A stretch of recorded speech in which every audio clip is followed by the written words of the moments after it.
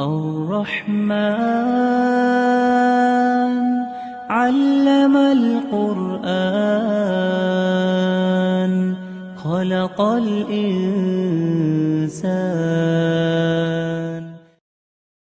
بسم الله الرحمن الرحيم وبه نستعين.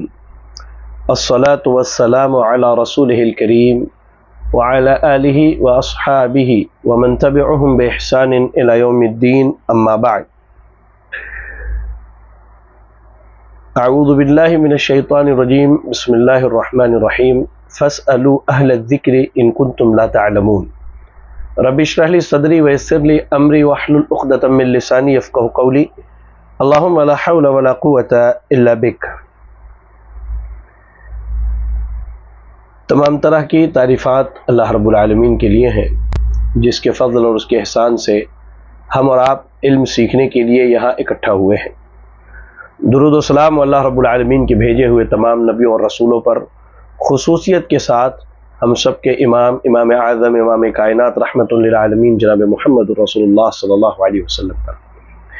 ناظرین اکرام، آج کے اس درس میں آپ سب کا استقبال کرتا ہوں، اور جیسا کہ آپ کے سامنے یہ بات رکھی گئی تھی کہ آج بروز جمعرات تھرسڈے کا ہمارا یہ درس جو ہے خصوصی طور پر سوال اور جواب کا سیشن ہے۔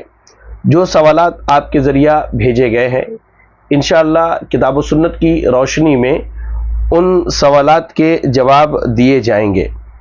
ایک بار میں دوبارہ سے آپ کو یہ بات بتا دوں کہ میں الحمدللہ مفتی نہیں ہوں، ٹھیک ہے نا؟ اگر سوالوں کے جواب میں آپ کو لگے کہ کچھ کمی بیشی ہے، ٹھیک ہے، تو آپ جو ہے انشاءاللہ بڑے علماء سے اس تعلق سے رابطہ کر سکتے ہیں، ٹھیک ہے نا؟ اس تعلق سے رابطہ کر سکتے ہیں انشاءاللہ، اور بڑے علماء سے مشورہ کرنا یہ ہمارے اور ہم طالب علموں کی بالخصوص جو ہے ذمہ داری ہے، ٹھیک ہے جی۔ اللہ تعالیٰ آپ سے راضی ہو جائے اور اللہ تعالیٰ آپ سب کی عبادتوں کو قبول فرمائے۔ جی ہاں، چلے آتے ہیں سوالوں پر، جو سوالات آپ کی جانب سے بھیجے گئے ہیں۔ الحمدللہ سب سے پہلا سوال جو میرے پاس موجود ہے وہ ہماری بہن عطیہ ہیں حیدرآباد سے۔ انہوں نے سوال کیا ہے، Is it true that first 10 days of Ramadan are Rahma, next 10 days are Maghfirah and last 10 days جہنم سے نجات؟ اللہ تعالیٰ ہماری بہن کو جزائے خیر دے اور اللہ تعالیٰ ان سے راضی ہو جائے۔ آپ نے سوال کیا ہے کہ کیا یہ صحیح ہے کہ ماہ رمضان کے شروع کے 10 دن جو ہے یہ رحمت کے ہیں، اور اس کے بعد 10 دن مغفرت کے ہیں، اور اس کے بعد 10 دن جو ہے جہنم سے آزادی کے ہیں؟ تو سب سے پہلے تو ایک چیز جان لیں میری بہن اور آپ تمام ناظرین اور حاضرین، یہ جو سوال کیا گیا ہے اس میں جو بات کی گئی ہے وہ در حقیقت ایک حدیث کا ٹکڑا ہے، ایک حدیث کا ٹکڑا ہے، لیکن وہ حدیث سند کے اعتبار سے ضعیف ہے، کمزور ہے، اور بعض اہل علم نے اس کو باطل قرار دیا ہے، کہا ہے کہ اس کی سند کیا ہے؟ باطل ہے۔ جی ہاں، ایک تو یہ بات ہو گئی کہ سند کے اعتبار سے وہ حدیث کیا ہے؟ باطل ہے، صحیح نہیں ہے۔ تو یہ کہنا کہ ابتدائی 10 دن جو ہے رحمت کے ہیں، اس کے بعد 10 دن مغفرت کے، اور اس کے بعد 10 دن جو جہنم سے آزادی کے ہے، یہ غلط ہے۔ اور غلط ہونے کی ایک بڑی وجہ کیا ہے؟ اس تعلق سے صحیح حدیث ملتی ہے، صحیح حدیث ہے۔ اللہ کے رسول صلی اللہ علیہ وسلم نے فرمایا کہ رمضان کے ہر دن اور ہر رات اللہ رب العالمین بندوں کی گردن کو جہنم سے آزاد کرتا ہے۔ تو یہ بتائیے، ہم اگر یہ کہیں کہ صرف آخری کے 10 دن جہنم سے آزادی اور نجات کے ہیں، تو پھر اس صحیح حدیث کا کیا کریں گے؟ تو صحیح حدیث کے مقابلے میں ضعیف اور باطل احادیث پر عمل کرنا یہ گمراہی ہے۔ تو اس طرح کی بات جو لوگ کرتے ہیں ان کو پرہیز کرنا چاہیے، اور یہ بات کہنا کہ شروع کے 10 دن رحمت، ابتدائی درمیانی 10 دن مغفرت اور آخر کے 10 دن نجات ہے، تو یہ اللہ کے نبی صلی اللہ علیہ وسلم پر جھوٹ باندھنا ہے۔ اور اللہ کے نبی صلی اللہ علیہ وسلم ارشاد فرماتے ہیں، من کذب علی متعمدا فلیتبوأ مقعدہ من النار، جو جان بوجھ کر مجھ پر جھوٹ بولے وہ اپنا ٹھکانہ جہنم بنا لے۔ تو ایسی باتوں سے پرہیز کرنا چاہیے۔ چلے دوسرا سوال عائشہ بیگم تلنگانہ سے. جی ہاں، سوال ہے کہ جوائنٹ فیملی ہے، پردے کا اہتمام کیسے کریں؟ جی ہاں، یہ بڑا اہم سوال ہے، اور عموماً ہم جس ماحول جس کلچر میں رہتے ہیں وہ ماحول اور کلچر جو ہے سبحان اللہ کہیں نہ کہیں ہندوانہ رسم و رواج کے زیر اثر ہونے کی وجہ سے جو شرعی تعلیمات ہیں اس سے ہم اور آپ کہیں نہ کہیں دور ہیں. میری بہنوں، بالخصوص پردے کے باب میں دو چیزیں یاد رکھو. آپ کو مکمل شرعی طور پہ پردہ کر کے اپنے گھر سے باہر جانا ہے اور اس کی ممانعت ہے. جی، شریعت نے اس سے منع کیا ہے. بغیر پردے کے اپنے گھر سے باہر جانا کیا ہے؟ شریعت نے منع کیا ہے. آپ جب گھر سے باہر جائیں بالکل شرعی پردے میں جائیں، خوشبو لگا کر کے نہ جائیں، اور ایسے زیورات پہن کر کے نہ جائیں جس کی آواز سے دوسرے لوگ آپ کی طرف مائل ہوتے ہوں. یہ بھی پردے کے خلاف ہے. بات سمجھ میں آئے؟ پردے کی تعلیمات کے خلاف ہے اس طرح کے زیورات پہننا جو آواز کرتے ہو، بالخصوص گھر کے باہر. گھر کے اندر آپ خوشبو لگائیے، گھر کے اندر آپ ایسے زیورات پہنیے، اس میں کوئی ممانعت نہیں. تو پہلی چیز کیا ہوا؟ بغیر پردہ گھر کے باہر نہیں جانا ہے. اب دوسرا حصہ ہے گھر میں پردہ کرنا. تو گھر میں پردہ کرنا آپ کے لیے انشاءاللہ آسان ہو سکتا ہے جوائنٹ فیملی کے باوجود بھی. ٹھیک ہے، اس کی کچھ حدیں مقرر کر دی جائے. بالخصوص گھر کے جو مرد حضرات ہیں وہ گھر میں آنے سے پہلے کھانس لیں یا اجازت لے کر کے گھر میں آئے. گھر کی جو عورتیں ہیں، جیسے مثال کے طور پہ سامنا کہاں ہوتا ہے؟ جہاں کچن ہے، کچن میں آپ پردے کا اہتمام کر دیجئے. کھانا بنائیے، کچن میں کوئی مرد وہاں آئے جائے نہیں. کھانا کھلانے کی بات ہے، جوائنٹ فیملی میں رہیے، ہر عورت اپنے شوہر اپنے بچوں کو کھانا کھلا لے بھائی، یا پھر کھانے کا نظم، کھانا بنے ایک جگہ، رہتے ایک ساتھ ہو، لیکن کھانا سب لوگ الگ الگ کھائیں. دیکھیے ایک چیز یاد رکھیں، ہم جتنا کوشش کریں گے پردہ کرنے کی، اللہ تعالیٰ اتنی ہی آسانی پیدا کرے گا. ہم یہ اگر سوچ لیں کہ جوائنٹ فیملی اور پردہ ممکن نہیں ہے تو پھر اللہ تعالیٰ بھی ہمارے لیے آسانیاں پیدا نہیں کرے گا. اور اللہ کے نبی صلی اللہ علیہ وسلم کی ایک حدیث ہے، فَاتَّقُوا اللَّهَ مَا اسْتَطَعْتُمْ، قرآن کی آیت ہے معذرت، اور اللہ کے نبی کی حدیث ہے اِذَا أَمَرْتُكُمْ بِأَمْرٍ فَأْتُوا مِنْهُ مَا اسْتَطَعْتُمْ، جب تمہیں کوئی حکم دیا جائے تو جتنی طاقت ہے اتنا کرو. تو آپ جس حد تک پردہ کر سکتی ہیں کیجئے. کوشش کیجئے کہ وہ تمام لوگ جو آپ کے غیر محرم ہیں ان کے سامنے نہ آپ آئیں، نہ آپ کی، اور ایسے ہی آپ کی بیٹیوں کے جو غیر محرم ہیں انہیں بھی آپ کی بیٹیوں کے سامنے نہ آنے دے. بالخصوص گھر میں ہے نقاب پہن کے رہے، چہرہ ڈھک کر کے رہے، جس طرح سے ہو سکتا ہے کوشش کیجئے. ٹھیک ہے، اور یاد رکھیے یہ بات، ہم جتنی کوشش کریں گے اللہ رب العالمین ہمارے لیے اتنی ہی آسانیاں پیدا کرے گا. اور اگر ہم یہ سوچ لیں کہ یہ ممکن نہیں ہے تو پھر اللہ رب العالمین کیا ہے، امکانیات اور ممکنات کے دروازے بند کر دیتا ہے، پھر اللہ تعالیٰ اس عمل کی توفیق بھی نہیں دیتا. تیسرا سوال ہے ہمارے بھائی محبوب شیخ کا کویت سے، وتر جماعت کے ساتھ پڑھنے کے بعد سحری سے پہلے تہجد پڑھ سکتے ہیں؟ دوسرا سوال، کون سی قرآن کی تفسیر آسان ہے اور سب سے پہلے پڑھنا چاہیے؟ جزاک اللہ خیرا. اللہ آپ کو جزائے خیر دے میرے بھائی، اللہ تعالیٰ آپ سے راضی ہو جائے. جو پہلا سوال ہے کہ وتر جماعت کے ساتھ پڑھنے کے بعد سحری سے پہلے تہجد پڑھ سکتے ہیں؟ جی ہاں پڑھ سکتے ہیں. مثال کے طور پہ آپ نے عشاء کی نماز پڑھی، امام کے ساتھ آپ نے تہجد، تراویح یا قیام اللیل پڑھ لیا، اور اس کے بعد جو ہے آپ نے وتر پڑھ لیا، تو اس کے بعد اگر آپ عبادت کرنا چاہیں تو کوئی حرج کی بات نہیں ہے.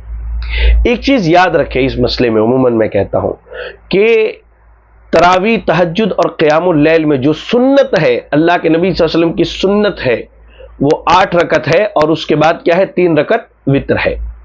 یہ 11 رکعت آپ رمضان اور غیر رمضان میں پڑھتے تھے. لیکن ایک چیز یاد رکھیں، یہ ایک نفل نماز ہے. بعض صحابہ اکرام رضی اللہ تعالی عنہم 36 رکعت، 42 رکعات تک بھی راتوں میں عبادت کیا کرتے تھے. اس مناسبت سے اب ایک آدمی کو ڈر ہے کہ وہ رات کے حصے میں نہیں اٹھ سکتا ہے، ٹھیک ہے، یہ سحری کے وقت اٹھتا ہے تو اسے دیری ہو جاتی ہے، وہ امام کے ساتھ قیام اللیل کر لے، تراویح پڑھ لے اور وتر بھی پڑھ لے دوبارہ، اور وہ جلدی اٹھ جائے، رات میں جلدی اٹھ جائے، سحر سے کافی پہلے اٹھ جائے، تو کیا کرے گا وہ انشاءاللہ نماز پڑھے گا، اس میں کوئی حرج کی بات نہیں. لیکن حدیث رسول یہ بتلاتی ہے، صحیح حدیث کے الفاظ ہے لا وتران فی اللیل، ایک رات میں 2 وطر کی نمازیں نہیں ہیں. اس کا مطلب یہ ہے کہ آپ کو دوبارہ وطر نہیں پڑھنا ہے. آپ نے جو ایک مرتبہ وطر پڑھ لیا امام کے ساتھ وہ آپ کے لیے کافی ہے انشاءاللہ. دوبارہ وطر آپ کو نہیں پڑھنا ہے. ہاں وطر پڑھنے کے بعد آپ عبادت کرنا چاہے تو انشاءاللہ کر سکتے ہیں، اس میں کوئی حرج کی بات نہیں ہے. دوسرا سوال ہے کہ قرآن کی تفسیر کون سی آسان ہے اور سب سے پہلے کون سی پڑھنی چاہیے؟ اللہ تعالیٰ آپ سے راضی ہو جائے. بہت اچھا سوال ہے، اس لیے کہ امام ابن قیم رحمۃ اللہ علیہ کہتے ہیں کہ ایک آدمی ایک آیت سمجھ کے پڑھتا ہے اور ایک آدمی پورا قرآن پڑھتا ہے تو سمجھ کے پڑھنے والا پورا قرآن پڑھنے والے سے بہتر ہے. یہ امام ابن قیم رحمۃ اللہ علیہ کا قول ہے. تو آپ اس اعتبار سے تفسیر کی کتابوں میں جو سب سے آسان تفاسیر ہیں اس میں آپ مختصراً دیکھیے تفسیر احسن البیان جو سعودی عرب سے شائع ہوتی ہے. مولانا محمد جوناگڑی رحمہ اللہ کی جو ہے اس میں ترجمہ ہے، اور حافظ صلاح الدین یوسف حافظ رحمہ اللہ نے اس پر مختصراً جو ہے تفسیر کی تعلیق چڑھائی ہے. تو آپ تفسیر احسن البیان پڑھ سکتے ہیں. ایسے ہی آپ کو اگر پڑھنا ہے تو تیسیر الرحمن لے بیان القرآن، تیسیر الرحمن لے بیان القرآن مولانا محمد لقمان سلفی رحمہ اللہ کی ہے. تیسیر الرحمن لے بیان القرآن بڑی مختصر ہے اور جامع ہے. اس کے علاوہ بھی کئی تفاسیر ہیں. آپ اونچی تفسیر میں جانا چاہیں تو آپ تفسیر ابن کثیر سے شروع کیجئے، انشاءاللہ بڑی بہترین اور بڑی جامع ہے. لیکن آپ احسن البیان سے اگر شروع کریں تو بہت بہتر ہوگا آپ کے لیے، یا تیسیر الرحمن لے بیان القرآن سے شروع کریں، وہ بھی آپ کے لیے بہت بہتر اور بہت آسان ہوگا. چلے اس کے بعد ہمارے بھائی ہے سید عبداللہ تلنگانہ سے، کہتے ہیں کیا میزان میں نیکیاں وزن کے حساب سے دیکھی جائیں گی یا نمبرز میں دیکھے جائیں گے؟ ایگزامپل، اگر نیکیوں کا وزن بھاری ہوگا تو پاس، یا نیکیوں کے نمبرز زیادہ ہوں گے تو پاس. اور کیا ہمیں زیادہ نیکیاں کرنی چاہیے یا جو نیکیوں میں زیادہ اجر ہے الٹیمیٹلی زیادہ وزن ہے وہ کرنے چاہیے؟ جی اللہ تعالیٰ آپ سے راضی ہو جائے. جیسا کہ لا الہ الا اللہ میزان میں کلمہ سب سے زیادہ بھاری ہے، اللہ تعالیٰ آپ سے راضی ہو جائے. دیکھیں میزان کی جو بات ہے، پہلے تو آپ یاد رکھیں کہ ہمیں جن چیزوں پر ایمان لانا ہے آخرت کے تعلق سے، ان میں کئی ساری چیزیں ہیں. جیسے میدان محشر میں لوگوں کا جمع ہونا، میدان محشر میں لوگوں کا گناہوں کے اعتبار سے پسینے میں ڈوبا ہونا، میدان محشر میں سورج کا بالکل سر پہ آ جانا، اور کہہ لیجئے کہ میدان محشر میں میزان کا نصب کیا جانا، اور اس کے بعد جو ہے پورے صراط اور آخرت میں ہونے والے تمام امور پر ایمان لانا ہے. تو میزان پر ایمان یہ ایمانیات میں سے ہے. اور میں نے کافی پہلے ایک مضمون لکھا تھا وہ اعمال جو میزان میں بھاری ہوں گے، تو اس میں میں نے اس چیز کی تشریح کی تھی کہ قیامت کے دن جو وزن کیا جائے گا تو اس میں کئی چیزیں وزن ہوں گی. ایک جگہ تو اللہ تعالیٰ بندے کو وزن کرے گا، بندے کو اللہ رب العالمین وزن کرے گا. اللہ اکبر. اور وہ حدیث ہے نا، عبداللہ ابن مسعود رضی اللہ تعالیٰ عنہ کی پنڈلی دیکھ کر کے صحابہ ہنسنے لگے، پتلی ہے، تو اللہ کے نبی صلی اللہ علیہ وسلم نے کہا کہ اگر یہ میزان میں رکھ دیا جائے تو یہ بہت بھاری ہوں گے. حدیث کے الفاظ ہے یہ. تو میزان میں بندے کو رکھا جائے گا، بندے کو وزن کیا جائے گا. ایک چیز یہ ہے بندہ وزن کیا جائے گا. دوسری چیز میزان میں بندے کے اعمال وزن کیے جائیں گے، یعنی اس کی نیکیاں. تو یہاں نیکیاں وزن کی جائیں گی، کاؤنٹ کے اعتبار سے نہیں، نیکیاں کتنی ہے اس اعتبار سے، وزن کے اعتبار سے نیکیاں جو ہے وہاں پر میزان پر رکھی جائیں گی. ٹھیک ہے. اس تعلق سے کئی ایک حدیثیں ملتی ہیں. ایک تو آپ نے ہی ذکر کیا ہے کہ کلمہ لا الہ الا اللہ یہ میزان میں سب سے بھاری ہے، اور اللہ کے نبی صلی اللہ علیہ وسلم کی وہ حدیث جو صحیح بخاری کی غالباً آخری روایت ہے کہ کلمتان حبیبتان الی الرحمن خفیفتان علی اللسان ولکن ثقیلتان فی المیزان. 2 کلمے ایسے ہیں جو کہہ لیجئے کہ اللہ کو سب سے زیادہ پسند ہے، زبان پر بڑے ہلکے ہیں اور میزان میں بہت بھاری ہوں گے. سبحان اللہ و بحمدہ سبحان اللہ العظیم.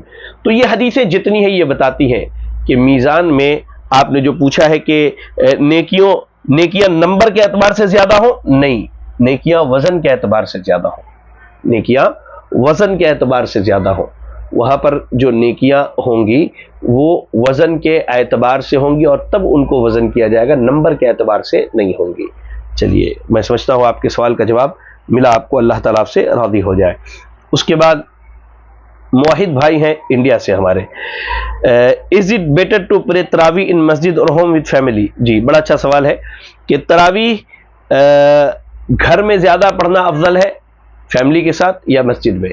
میرے بھائی بہتر تو یہ ہے کہ اگر مسجد میں مرد اور عورت سب کے لیے تراویح کا اہتمام ہے تو سارے لوگ مسجد جائیں، اس لیے کہ مثال کے طور پہ ہم اگر تنہا پڑھتے ہیں اور تنہا پڑھنے کی صورت میں کیا ہوگا کہ آپ کو اس کا ثواب ایک ملے گا، ایک نماز کا ثواب ایک ملے گا، اور آپ جماعت سے پڑھیں گے تو اس کا ثواب 27 گنا زیادہ ملے گا تنہا پڑھنے کے بالمقابل میں، یعنی 27 ٹائم زیادہ ملے گا۔ تو پتہ یہ چلا کہ یہ تراویح ہی جماعت سے ہونی چاہیے۔ اب دوسرا سوال میں ایک شق یہ پیدا ہوتا ہے کہ کیا ہم گھر میں جماعت سے پڑھ سکتے ہیں؟ اگر آپ کے گھر میں افراد زیادہ ہے اور عورتوں کو کوئی نماز پڑھا یا مسجد میں تراویح کا اہتمام نہیں ہے، تو یا تو عورتیں اپنی جماعت بنا کے پڑھ لیں گھر میں اور مرد حضرات مسجد میں آ جائیں، اور مان لیجئے گھر میں کوئی بچہ حافظ قرآن ہے تو وہ گھر کی عورتوں کو پڑھا لے، کوئی حرج کی بات نہیں، لیکن جماعت سے پڑھنا زیادہ افضل اور بہتر ہے۔ تو مرد حضرات مسجد آ جائیں اور عورتیں 2 4 5 ہیں تو وہ آپس میں جماعت بنا کر کے تراویح پڑھ لیں، کوئی حرج کی بات نہیں ہے۔ اللہ تعالیٰ آپ سے راضی ہو جائے، بارک اللہ فیکم۔ اس کے بعد کویت سے ایک بھائی ہیں سبجان، کہتے ہیں رمضان میں کیا پورا قرآن ختم کرنا ضروری ہے؟ جی بڑا اچھا سوال ہے۔ آج کل ہمارے سماج میں یہ عام ہے کہ پورا قرآن ختم کرنے کے چکر میں لوگ جو ہے اتنا تیز قرآن پڑھتے ہیں تراویح میں کہ صرف 2 ہی چیز سمجھ میں آتی ہے، جلدی جلدی یعلمون، جلدی جلدی تعلمون، کچھ سمجھ میں نہیں آتا اس کے بعد یعلمون اور تعلمون کے علاوہ۔ اللہ سے اس معاملے میں ڈرنا چاہیے۔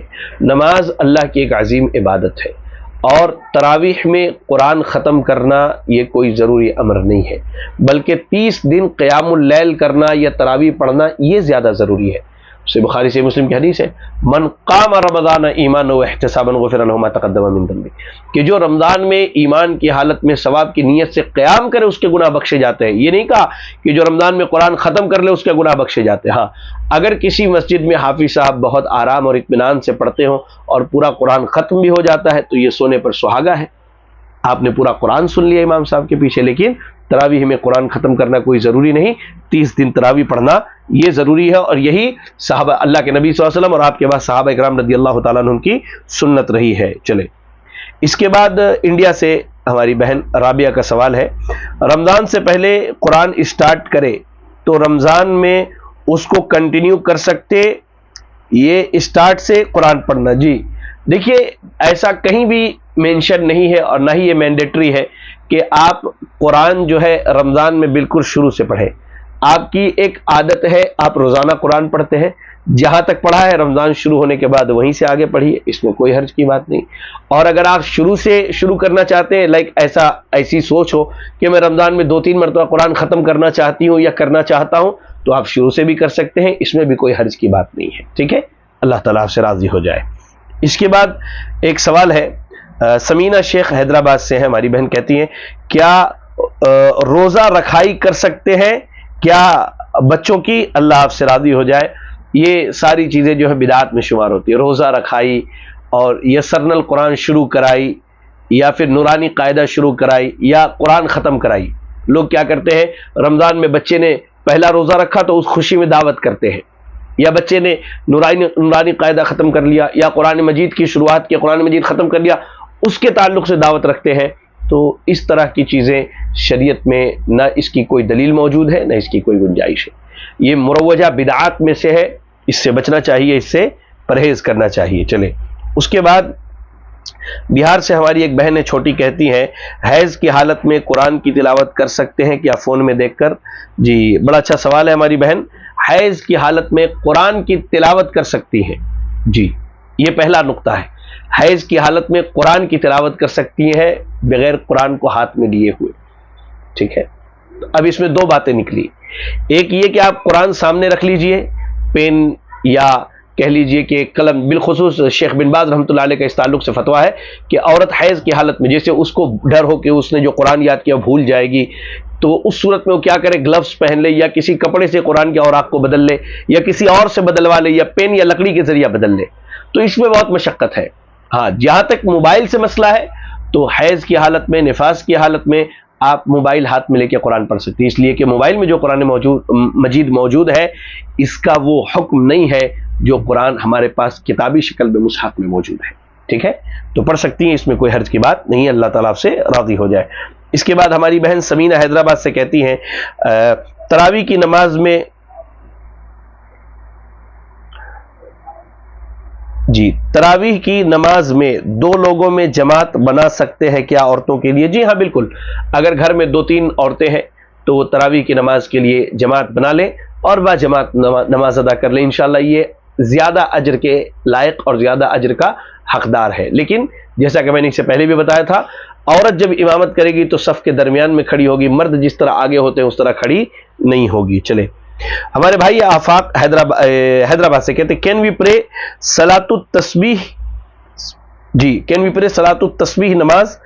دیکھیں میرے بھائی, صلاۃ التسبیح کے بارے میں علماء کے درمیان بڑا اختلاف ہے, اور علماء کا ایک طبقہ کہتا ہے کہ صلاۃ التسبیح پڑھنی چاہیے, اس کی تمام روایات جمع کرنے کے بعد کہتے ہیں کہ حسن درجے پر پہنچتی ہے, اور بعض اہل علم کہتے ہیں اور بہت سارے علماء کا یہ قول ہے کہ صلاۃ التسبیح کی جو روایتیں ہیں وہ سند کے اعتبار سے صحیح نہیں ہے, اس لیے اس سے پرہیز کرنا چاہیے. بہرحال میرا ذاتی مشورہ ہے کہ اگر آپ کی طبیعت مانتی ہے, انشاءاللہ دونوں دلائل کو سامنے رکھنے کے بعد آپ پڑھنا چاہے تو پڑھ سکتے ہیں, اور طبیعت نہ مانتی ہے نہ پڑھیں تو بھی انشاءاللہ کوئی حرج کی بات نہیں ہے. جی محمد اویس علی چھنواڑا ایم پی سے جی کہتے ہیں السلام علیکم ورحمۃ اللہ وبرکاتہ, لوگ بول رہے ہیں کہ روزے میں ہیئر کٹ اور نیل کٹ نہیں کر سکتے, شیخ کیا یہ سچ ہے؟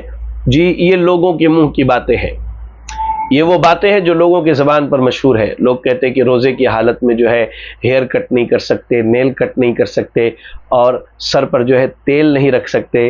یہ ساری چیزیں لوگوں کے منہ کی باتیں ہیں. دیکھیں روزے کی حالت میں آپ کو بچنا کن چیزوں سے ہے؟ جس سے روزہ ٹوٹ جاتا ہے. تو کیا ان چیزوں سے روزہ ٹوٹ جاتا ہے؟ کیا ان چیزوں سے روزہ ٹوٹ جاتا ہے؟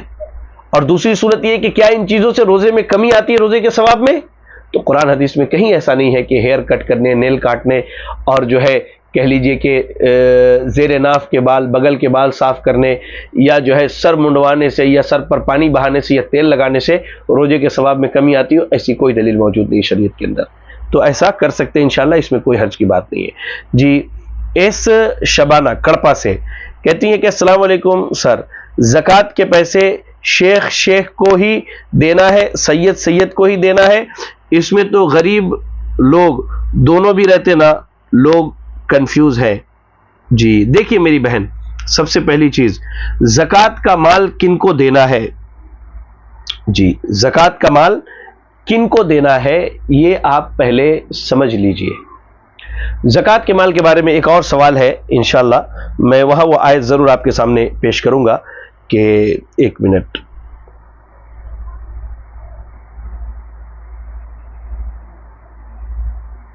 جی ہاں, زکوٰۃ کے تعلق سے جو ہے انشاءاللہ میں وہ آیت آپ کو ضرور آگے چل کے بتاؤں گا. ٹھیک ہے, اللہ تعالیٰ آپ سے راضی ہو جائے. زکوٰۃ کے پیسے شیخ کو دینا اور سید کو دینا, تو پہلی بات تو یہ سمجھ لیجئے کہ زکوٰۃ کا مال جو ہے یہ آل رسول اللہ کے نبی صلی اللہ علیہ وسلم کے خاندان والوں پر حرام ہے, اہل بیت پر حرام ہے زکوٰۃ اور صدقے کا مال. تو اب تو سوال یہ ہے کہ ہم جن کو سید اور شیخ کہتے ہیں کیا واقعی وہ اللہ کے نبی کے خاندان کے ہیں؟ یہ ایک پہلا سوال ہے. اگر ان کے پاس ان کا شجرہ نسب موجود ہو کہ وہ واقعی ان کا شجرہ نسب جا کر کے اللہ کے نبی صلی اللہ علیہ وسلم کے خاندان میں ملتا ہے تو حقیقی سید ہے بھائی, وہ حقیقی سید ہے, پھر ان کو تو زکوٰۃ کا مال نہیں دینا چاہیے. میں ملک ہندوستان میں ایک شخص کو جانتا ہوں مثال کے طور پہ, اور بھی کئی لوگ ہوں گے جن کے پاس ہوں گے, میں ذاتی طور پہ ایک شخص کو جانتا ہوں. گجرات میں ایک جگہ ہے سمی میں ایک مسجد ہے جو 807 ہجری میں بنی ہے, اور وہ مسجد اہل حدیث مسجد ہے 807 ہجری میں, اور آج ہم 1446 ہجری میں ہے. ٹھیک ہے, تو وہاں جب میں گیا تو سمی کے اندر ایک شخص ہے عبد الوہاب صاحب, اور ان کے 4 بیٹے ہیں، اور 4 بیٹوں میں سے ہر 2 بیٹوں کے دو اولادیں ہیں۔ عبد الوہاب صاحب کا شجرہ نسب مکمل ان کے پاس لکھا ہوا موجود ہے، جو جا کر کے سیدنا علی رضی اللہ تعالیٰ عنہ پہ ملتا ہے۔ تو اس طرح کا اگر کسی کے پاس موجود ہو کہ واقعی وہ سید ہے، تو پھر آپ اسے زکوٰۃ کا مال نہیں دے سکتے ہیں۔ اور کوئی خود سے دعویٰ کرے کہ میں سید ہوں، تو بھی اس کو زکوٰۃ کا مال مت دیجیے۔ ہاں، زکوٰۃ کا مال کس کو دینا ہے، انشاءاللہ میں آگے کے سوال میں اس کی تفصیل بتاتا ہوں۔ اچھا، دوسرا سوال ہے ہماری بہن ایس شبانہ کڑپا سے ہے، ان کا ہی، کہ ویکنیس کی وجہ سے نماز بیٹھ کر پڑھ سکتے ہیں؟ جی ہاں بہن، اتنی ویکنیس ہو کہ آپ کھڑی نہیں رہ سکتی، تو اس صورت میں آپ نماز بیٹھ کر کے پڑھیے، انشاءاللہ اس میں کوئی حرج کی بات نہیں ہے۔ رومان محمد ورنگل سے، کتنا سفر طے کرنے پر کتنے کلومیٹر ایک آدمی مسافر ہو جاتا ہے؟ جی الحمدللہ، ہماری مسجد حیدرآباد کی مسجد ہے، مسجد امیر و خانم، وہاں جو ہے تفسیر قرآن کا سلسلہ چلتا ہے۔ اللہ کے فضل سے میں بحیثیت ایک طالب علم قرآن مجید کا مختصر خلاصہ پیش کرتا ہوں۔ تو کل کے ہی درس میں 5ویں پارہ میں بالکل آخری آیات میں اللہ رب العالمین نے قصر کی نماز کا تذکرہ کیا ہے۔ تو اس تعلق سے 3 باتیں ہیں کہ قصر کہاں سے شروع کرنی ہے، قصر کتنے کلومیٹر کے بعد شروع کرنی ہے، اور قصر کتنے دن کرنی ہے۔ یہ تینوں چیزیں آپ سمجھ لیجئے۔ آپ اپنے شہر سے باہر نکل گئے، شہر کا جو حد ہے، شہر کا جو ایریا ہے، وہ آپ کو دکھائی نہیں دے رہا ہے، اب آپ قصر کر سکتے ہیں۔ دوسری صورت اس کی یہ کہ اہل علم بتاتے کہ حدیث کے اندر جو ہے 3 فرسخ کا ذکر ہے، اور 3 فرسخ 9 میل ہوتا ہے، اور 9 میل کو اگر کلومیٹر میں آپ کنورٹ کریں تو 24.5 24.5 کلومیٹر، یعنی 25 کلومیٹر آپ سفر کرتے ہیں، تو آپ انشاءاللہ قصر کر سکتے ہیں۔ اور کتنی مدت تک قصر کرنا ہے؟ صفی الرحمن مبارک پوری رحمۃ اللہ علیہ ریاض الصالحین کی شرح میں لکھتے ہیں کہ ایک آدمی آنے اور جانے کا دن چھوڑ کر کے اگر 4 دن سے زیادہ رہنا چاہتا ہے تو مکمل نماز پڑھے گا، اور 4 دن سے کم رہنا چاہتا ہے تو قصر کرے گا۔ اور ہم تو گھر سے آلریڈی مینٹلٹی بنا کے جاتے کتنا دن رہنا ہے۔ ہاں، ایک آدمی جیسے عبداللہ ابن عمر یا عبداللہ ابن عباس رضی اللہ تعالیٰ عنہ کا عمل ملتا ہے کہ انہوں نے 19 دن قصر کیا۔ کیسے؟ ایک آدمی تجارتی کام سے گیا اور ارادہ یہ کہ 2 دن میں واپس آ جاؤں گا، کل کام نہیں ہوا، اس کے بعد ہوگا، اس کے بعد ہوگا، اس کے بعد ہوگا، ڈیٹ فکس نہیں کب جانا ہے، تو اس صورت میں جتنا دن اس طرح سے آج کل میں ہو وہ قصر کر سکتا ہے، انشاءاللہ اس میں کوئی حرج کی بات نہیں ہے۔ ٹھیک ہے، چلیں، اللہ تعالیٰ آپ کو عافیت دے۔ اس کے بعد ہمارے بھائی ہیں یحییٰ کویت سے، who has more right on zakat, poor relatives or other categories in general؟ جی ہاں یحییٰ صاحب، اللہ تعالیٰ آپ سے راضی ہو جائے، آپ نے بڑا اچھا سوال کیا ہے۔ تو میں نے جیسا کہ بتایا کہ زکوٰۃ کن کو دینا ہے، اس تعلق سے میں آپ کو قرآن مجید کی وہ آیت کریمہ سناؤں۔ اللہ رب العالمین کا قرآن مجید میں ارشاد ہے، آپ دیکھیں سورۃ التوبہ آیت نمبر 60، سورۃ التوبہ آیت نمبر 60، اللہ نے کہا انما الصدقات للفقراء والمساکین والعاملین علیہا والمؤلفۃ قلوبہم وفی الرقاب والغارمین وفی سبیل اللہ وابن السبیل فریضۃ من اللہ واللہ علیم حکیم۔ کہا کہ صدقات جو ہے فقیروں کے لیے ہے، مسکینوں کے لیے ہے، یعنی زکوٰۃ، صدقات سے مراد ہے زکوٰۃ ہے، زکوٰۃ فقیروں کے لیے ہے، مسکینوں کے لیے ہے، اور ان لوگوں کے لیے ہے جو زکوٰۃ وصول کرتے ہیں۔ اچھا، ایک چیز یہاں یاد رکھیں، زکوٰۃ وصول کرنے کے لیے اگر کسی کو مقرر کیا جائے اور وہ کروڑ پتی ہی کیوں نہ ہو، اس میں سے اس کو حق دیا جائے گا، وہ نہ لے اپنی جگہ، لیکن شریعت کہتی ہے کہ اس کو حق دیا جائے گا۔ تو وہ لوگ جو زکوٰۃ پر کام کرتے ہیں ان کو دیا جائے گا، اور ایسا غیر مسلم جو بالکل اسلام کے قریب ہے اس کی دلجوئی کے لیے زکوٰۃ کا مال دیا جائے گا، وفی الرقاب، اور غلاموں کو آزاد کرانے کے لیے۔ تو ہمارے یہاں غلاموں کو آزاد کرانے کی تو کوئی صورت نہیں ہے، لیکن جیلوں میں جو قید میں مسلمان پڑے ہیں ان کو زکوٰۃ کے مال سے آزاد کروا سکتے۔ والغارمین، اور قرض دار کے لیے، ایک آدمی بہت مقروض ہے تو اسے زکوٰۃ دیا جائے گا۔ لیکن ایک چیز یہاں یاد رکھیں، قرض دار کی بات آئی ہے تو میں روک کر کے اپنی بات کہوں، کئی لوگ کیا سمجھتے ہیں کہ کسی کو ہم نے قرض دیا، اب وہ قرض نہیں لوٹا سکتا ہے تو وہ اپنے زکوٰۃ میں اس قرض کو کاؤنٹ کر لیتے ہیں۔ یہ شرعاً جائز نہیں ہے، یہ شرعاً جائز۔ آپ وہ زکوٰۃ کا حقدار ہے، اسے زکوٰۃ دیجئے، اب وہ اس مال سے آپ کا قرض لوٹائے نہ لوٹائے اس کا مسئلہ ہے، لیکن آپ اپنے طور پر کسی کو قرض دیا ہے اور زکوٰۃ میں اس کو کاؤنٹ کر لے، اس کی شریعت اجازت نہیں دیتی۔ وفی سبیل اللہ، اللہ کے راہ میں جو اللہ کے دین کی سربلندی کے لیے لڑ رہے ہیں ان پر زکوٰۃ کا مال خرچ کیا جائے، وہ اپنی سبیل اور مسافر کے لیے۔ تو یہ فقراء، مساکین، اس پر کام کرنے والے، غیر مسلموں کی دل جوئی کے لیے، غلام آزاد کرنے کے لیے یا قیدیوں کو چھڑانے کے لیے، قرض مقروض کے لیے اور اللہ کی راہ میں، اور اس کے بعد مسافر کے لیے. یہ 8 جگہیں ہیں جہاں آپ کو زکوٰۃ کا مال خرچ کرنا ہے. اب یہاں ایک اہم نقطے کی میں وضاحت کر دوں آپ کے سامنے. آپ نے جیسا کہ کہا کہ رشتہ داروں کو دینا ہے یا جنرل کیٹیگریز میں دینا ہے، تو یہ جو 8 ہیں، فقراء، مساکین، اور اس کے علاوہ زکوٰۃ پر کام کرنے والے، اور تالیف قلب کے لیے، دلجوئی کے لیے، یا جو ہے غلام آزاد کرنے یا قیدی کو چھڑانے کے لیے، یا مقروض کے لیے، یا مجاہد کے لیے، یا پھر جو ہے مسافر کے لیے، تو یہ 8 کیٹیگریز میں اگر آپ کا کوئی رشتہ دار آتا ہے تو آپ پہلے اس کو دیجیے، اس میں ڈبل اجر ہے. ایک تو زکوٰۃ دینے کا، دوسرا رشتہ داری مضبوط کرنے کا. ان 8 کیٹیگریز میں آپ کا اگر کوئی رشتہ دار آتا ہے تو پہلے اس کو دیجیے، آپ کو ڈبل ثواب ملے گا. ایک آپ نے رشتہ داری نبھائی، دوسرا آپ نے اس کو زکوٰۃ سے مدد کیا ہے.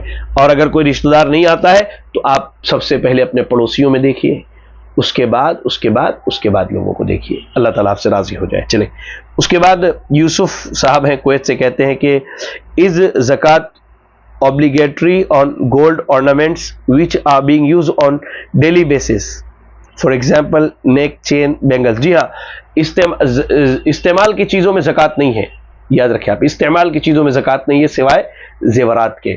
علماء کے دلائل کی روشنی میں، کتاب و سنت کی روشنی میں، علماء کے صحیح قول کے مطابق ایک مرد، ایک عورت جو زیورات استعمال کرتی ہے تو اسے ان زیورات پر زکوٰۃ دینا ہے، علماء کے صحیح قول کے مطابق. یاد رکھیں آپ، دلائل کی روشنی میں. اس میں اختلاف ہے، بعض اہل علم کہتے ہیں کہ استعمال کی چیزوں میں نہیں ہے تو اس میں بھی نہیں ہے، جبکہ بعض صحیح حدیثیں ہیں. ایک اللہ کے نبی صلی اللہ علیہ وسلم سیدہ عائشہ سے ایک مرتبہ پوچھا کہ عائشہ کیا تم ان چوڑیوں کی زکوٰۃ دیتی ہو؟ کہا کہ نہیں. تو اللہ کے نبی نے کہا کہ تمہیں جہنم کے آگ تک پہنچانے کے لیے کافی ہے. یا عائشہ رضی اللہ تعالیٰ عنہ یا کسی اور سے اللہ کے نبی صلی اللہ علیہ وسلم نے اس طرح کی بات کہی. بہرحال تو استعمال کے زیورات پر زکوٰۃ ہے، چاہے وہ چین ہو، کنگن ہو، کان کی بالیاں ہوں، یا ناک کے بوندے ہوں، یا کچھ بھی ہے. اگر وہ 85 گرام کو پہنچتے ہیں، سونا ہے 85 گرام کو پہنچتا ہے، اور لاسٹ ایئر بھی آپ کے پاس تھا اور آج بھی 1 سال گزر گیا اس پر، تو آپ کو اس پر زکوٰۃ دینا ہے. اور چاندی 595 گرام 595 گرام اگر ہے اور 1 سال پہلے بھی تھا اور آج بھی ہے تو اس پر آپ کو زکوٰۃ دینا ہے. جی، اس کے بعد یعقوب صاحب کویت سے سوال کرتے، can we fast and play sports? جی ہاں، بالکل، آپ روزہ رکھ سکتے ہیں اور روزہ رکھنے کے ساتھ کھیل کود بھی کر سکتے ہیں، بشرط یہ کہ اس سے آپ کے روزے پر اثر نہ ہو، آپ کے لیے مشقت نہ ہو، اور ایسا نہ ہو کہ روزے کی حالت میں کھیل کود کی وجہ سے آپ تھک جائیں اور پھر نمازوں کے لیے اور عبادات کے لیے آپ ایلیجیبل نہ ہو. تو اس سے آپ کو اس وقت پرہیز کرنا چاہیے. لیکن آپ کو اللہ نے اتنا اسٹرینتھ دیا ہے، اتنی طاقت ہے، قوت ہے کہ آپ کھیل کود، روزہ رکھنے کے ساتھ کھیل کود بھی کر سکتے ہیں اور اس کے بعد عبادتوں میں بھی چستی پھرتی دکھا سکتے ہیں. تو اہلاً و سہلاً، آپ کیجیے، کوئی حرج کی بات نہیں. چلے، تو یہ وہ سوالات تھے جو آپ بہن بھائیوں کی طرف سے آئے تھے. الحمدللہ کوشش کی گئی کتاب و سنت کی روشنی میں جواب دینے کے لیے. اگر کوئی معاملہ ایسا ہو یا کوئی بات ایسی ہو جو آپ کو سمجھ میں نہ آئی ہو تو آپ دوبارہ سے میسج کریں، انشاءاللہ آپ کو مزید وضاحت کے ساتھ اس کا جواب دیا جائے گا. اللہ تعالیٰ آپ سب سے راضی ہو جائے اور ہمیں اور آپ کو کتاب و سنت کی تعلیمات کو پڑھنے، سیکھنے اور سمجھنے کی توفیق عطا فرمائے. جزاکم اللہ خیراً. السلام علیکم ورحمۃ اللہ وبرکاتہ.